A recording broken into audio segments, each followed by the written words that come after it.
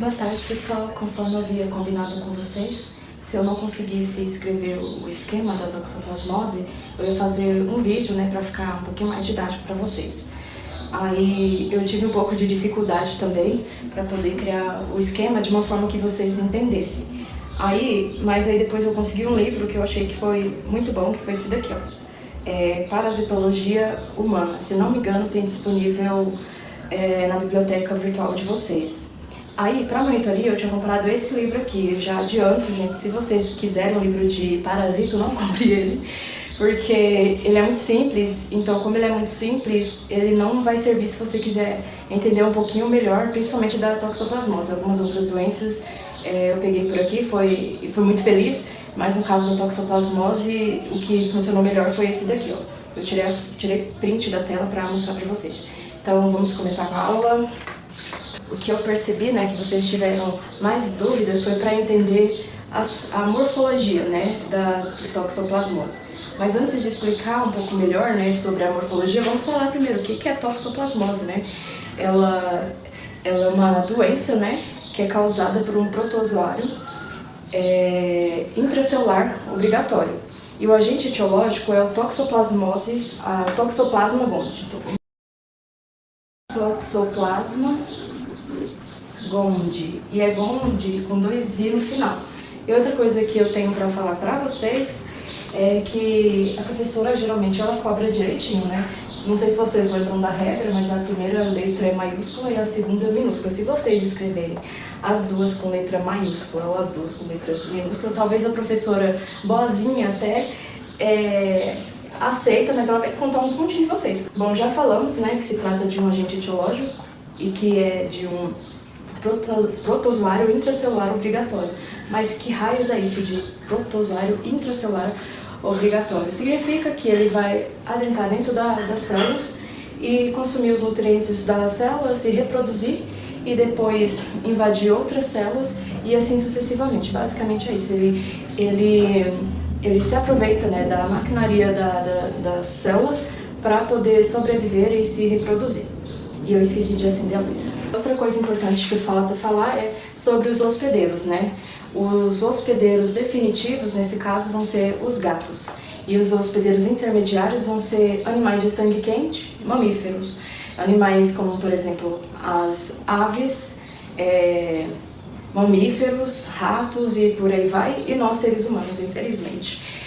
Mas afinal, o que é isso, Hospedeiros definitivos e hospedeiros intermediários. A gente fala que os hospedeiros definitivos são aqueles em que esse parasita ele vai conseguir realizar a reprodução sexuada, enquanto os hospedeiros intermediários ele só vai realizar a reprodução assexuada. Pronto, a gente já falou sobre o agente, o que ele é. A gente falou agora os hospedeiros, então vamos falar sobre a morfologia, que é o que vocês ficaram com mais dúvidas. Basicamente são 3 formas, que a gente chama.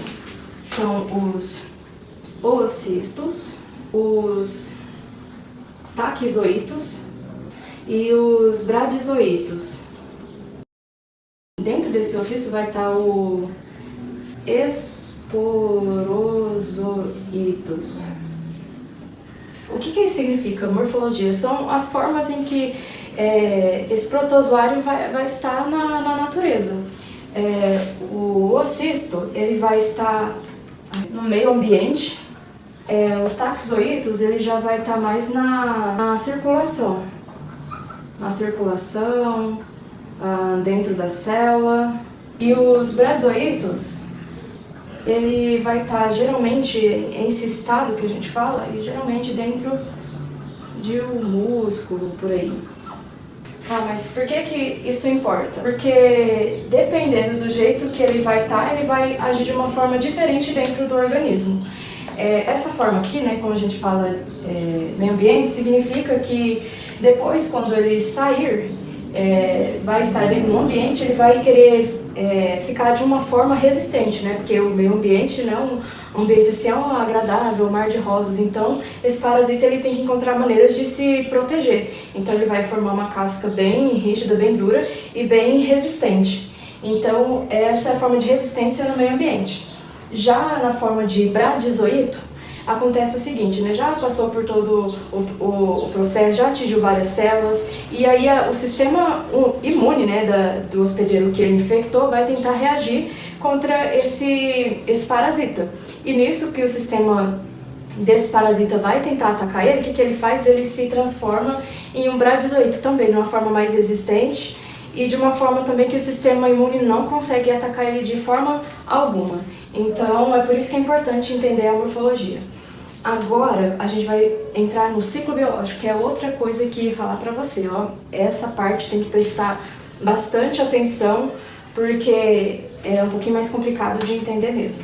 Temos o protagonista aqui nessa história, que no caso é o gato, que ele é o hospedeiro definitivo. Aí o que acontece? Esse gato ele vai se infectar com esse bendito, ele desavisado acaba se infectando com o Toxoplasma gondii. E como isso vai acontecer? Olha, ele pode se infectar dessas 3 formas, inclusive a gente, eu vou explicar melhor isso. Ó, ele pode se infectar tanto com o oocisto, tanto com o taquizoito e tanto com o bradizoito. O que acontece? Dentro do corpo dele, tanto o oocisto quanto o bradizoito, ele vai passar por um processo e transformar o oocisto em taquizoito e o bradizoito em taquizoito também. Já no caso do taquizoito, é uma forma muito difícil do gato, ser humano, qualquer outro animal se contaminar diretamente com o taquizoito. Mas, por exemplo, a forma que geralmente atinge é de uma forma que entra diretamente na corrente sanguínea, por exemplo, né? Por exemplo, vamos supor, tá com um machucado, aí está presente o taquizoito, esse taquizoito atinge a circulação sistêmica e a partir daí ele rapidamente ataca todas as células. Essa é uma das formas, né? Tem que ser diretamente na corrente sanguínea, porque se ele passa pelo estômago, o estômago mesmo é capaz de destruir, porque ele não é uma forma tão resistente assim. O oocisto, ele vai para o estômago, do estômago vai para o intestino, aí do intestino ele vai se transformar em taquizoito e vai atacar as células. O bradizoito, mesma coisa. Aí no caso do taquizoito, ele já está prontinho, né? Ele só vai atingir a circulação, ele vai infectar outras células e vai aumentar a quantidade de taquizoito no corpo. No caso da gente está representando aqui o gato. Beleza. Vai transformar em taquizoito. Aí, esse taquizoito, o que vai acontecer? Vai passar por um processo em que vai ocorrer a reprodução sexuada, e dessa reprodução sexuada vai ocorrer depois uma reprodução sexuada, e dessa reprodução sexuada que vai dar origem a outros oocistos. E esse oocisto, ele está na forma imatura no ambiente. Lembrando, né, que toda essa parte aqui, ó, reprodução sexuada, até a sexuada para dar origem ao oocisto, vai ocorrer dentro do intestino dele. Então, como que ele vai eliminar esse oocisto? Por meio das fezes, tá? Só que vai ser de uma forma imatura. Por quê? Quando ele atinge o meio ambiente, ele tem que amadurecer. Aí só depois que ele amadurece, aí sim ele passa a ser a forma infectante. Essa forma infectante aqui, que é a forma que transmite, né, pro ser humano. Ah, mas o que significa? Significa que se você comer fezes diretamente do gato, você não vai se contaminar com o toxoplasma, porque ele precisa amadurecer dentro do ambiente para depois, aí sim, você conseguir se contaminar. Mas ao mesmo tempo, o que está acontecendo, né? Porque eu falei tudo isso, mas cadê as células de defesa? Nós temos mecanismos, né? Não só a gente, né? Mas também outros seres vivos, para poder lutar contra esses corpos estranhos, vamos dizer assim. Ao mesmo tempo que isso tudo está acontecendo no corpo desse animal, vai estar ocorrendo outra coisa. Desse daqui foi tudo para taquizoito. Taquizoito. Aí ele foi para a circulação, atingiu outras células, né? Atingiu outras células, mas ao mesmo tempo aí depois veio o cisto, lá no final, tá? Só tô resumindo. Ao mesmo tempo, o que vai acontecer aqui? O sistema imune vai começar a atacar. Aí o sistema imune começa a atacar esse taxoito aqui, ó. Mas esse bendito, ele não desiste fácil, ele fala, você tá pensando o quê? Você tá de brincadeira comigo? Você acha mesmo que eu vou deixar você me derrotar? Então o que ele faz? Esse taxoito, ele vai e se transforma numa forma resistente, se transformando em um bradizoito. Então, o que acontece? Nessa forma de bradizoito, o sistema não consegue eliminar, então ele forma tipo como se fosse um cisto mesmo, geralmente acaba atingindo mais a musculatura, por aí. Então ele vai se transformar em bradizoito e dessa forma o sistema imune não consegue atacar ele. Basicamente é o que acontece. Então, se a gente consegue entender isso daqui, a gente consegue entender o que acontece no corpo da gente ou no corpo animal. Porque da mesma forma como ocorre com o gato, é o que acontece com a gente, com a diferença que a gente não vai realizar isso daqui, ó, reprodução sexuada. Porque essa parte aqui, o único que vai fazer vai ser o gato. Mas o que vai acontecer com a gente? O corpo humano, o que vai acontecer? Ele pode se infectar na forma de oocisto, taxoito ou bradizoito. Aí ele vai infectar as células, né, do corpo inteiro, ele vai entrar no sistema circulatório e a partir daí ele pode infectar várias células. Só que da mesma forma, né, como no gato, que eu tinha mostrado anteriormente, vem o sistema imune e passa a atacar esse taxoito. E aí o que esse taxoito vai fazer? Ele vai se transformar em bradizoito, que é uma forma que o corpo não consegue eliminar. Então, basicamente, é mais ou menos assim o ciclo que funciona. Agora eu vou apagar o quadro e vou explicar sobre as formas, né, de se infectar pelo toxoplasma. Lembra que eu falei que o oocisto está no meio ambiente e o taxoito está geralmente na circulação e na célula e os bradizoitos geralmente no músculo em forma de cisto? Então, o que vai acontecer? Vamos pensar de uma forma um pouco mais lógica, que aí fica um pouco mais fácil de entender ao invés de tentar gravar. Se ele está no meio ambiente, então qual a forma que geralmente a gente vai acabar se contaminando? Então, está diretamente relacionada, por exemplo, ao saneamento, então água contaminada, alimentos mal lavados, colocar vegetais, taxoito, né? Se ele está na circulação ou na célula, então quais são as formas que ele vai acabar transmitindo para o ser humano? Então vai ser geralmente por transfusão, o que é muito difícil de acontecer justamente porque tem um protocolo bastante rígido, né, faz vários testes, né, para ver se esse sangue não está contaminado com nada, então é muito difícil. Mas pode ocorrer a transmissão que a gente fala de transplacentária, que no caso também é de mãe para filho, porque como esse parasita ele consegue atravessar a placenta, ele consegue contaminar o bebê. Inclusive, é uma das principais importâncias, né, com relação à saúde, é essa questão aqui, ó, transplacentária. Então, é importante aqui estar realizando o pré-natal, realizando a educação em saúde, para tentar evitar esse tipo, porque causa aborto, né?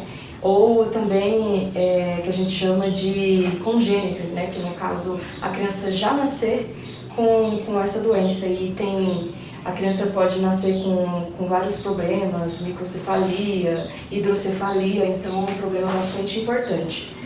E no músculo, que essa sim é a principal forma de transmissão, gente, é a principal, que geralmente é por carne mal cozida, alimentos crus. Então, uma das principais formas de se pegar é por meio a forma, né, de bradizoito que está presente no músculo, por exemplo, de bois, vacas, entre outras. E essa daqui é a forma mais difícil, né, de taxoito. Gente, esqueci de falar outra coisa com relação à transplacentária, né? Eu coloquei taxoito, né, e transplacentário aqui, mas vale lembrar que tanto o cisto, o bradizoito no corpo, ele vira um taxoito.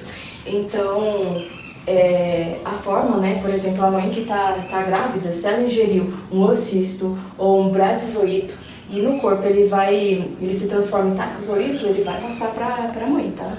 Então, assim, tem que prestar atenção nessa questão. Agora, né, para a gente conseguir entender a profilaxia, as formas de prevenção, então a gente tem que pensar também na forma em que se transmite. Se a gente consegue lembrar da forma em que é transmitido, a gente vai conseguir raciocinar e também ao mesmo tempo entender a forma de prevenção. Se o cisto está no meio ambiente e ele ocorre, né, se transmite por meio da água contaminada ou alimentos, gente, aqui é com mal lavados, então a forma de você prevenir aqui vai ser por meio de saneamento e aqui vegetais mal lavados, então no caso será higiene, higienização dos vegetais. Além disso, outra coisa importante, né, está realizando educação em saúde para a população, para poder explicar tudo isso para evitar que isso ocorra também. A transfusão, no caso, né, são os protocolos, né, institucionais para evitar que isso ocorra. E o transplacentário envolve também educação em saúde da população e também um pré-natal, né, para a mãe estar fazendo os exames, para estar verificando essa questão. Carne mal cozida, então no caso seria cozinhar bem os alimentos. Então essas são as formas de prevenção. Agora, a gente já falou sobre a forma, né, de contaminação e a forma de prevenção. Agora falta falar sobre os sintomas, né? Como que ocorre? Lembra que eu falei que ele atinge a circulação? Então, dependendo de onde ele atacar, onde ele parar, é o problema que ele vai causar. Encefalite. Jesus. Então, se ele atingir a região cerebral, encefalite, pulmão, pneumonia, o fígado, hepatite. Se atingir tecido ocular, vai ser a retinite, e o sistema linfático, linfadenopatía. Já no caso de congênita, né, vai causar hepatite, vai causar hidrocefalia, aborto, igual eu já tinha mencionado anteriormente. Agora a gente também vai falar sobre o tratamento. Por mais que não pareça, isso daqui é uma tentativa muito falha de tentar desenhar uma grávida. E no caso de uma grávida que está numa fase aguda da doença, a gente vai utilizar espiramicina. E no caso de uma pessoa que está com toxoplasmose ocular, ou também na fase aguda da doença, a gente vai utilizar o sulfadiazina, mais pirimetamina ou clindamicina. E é isso.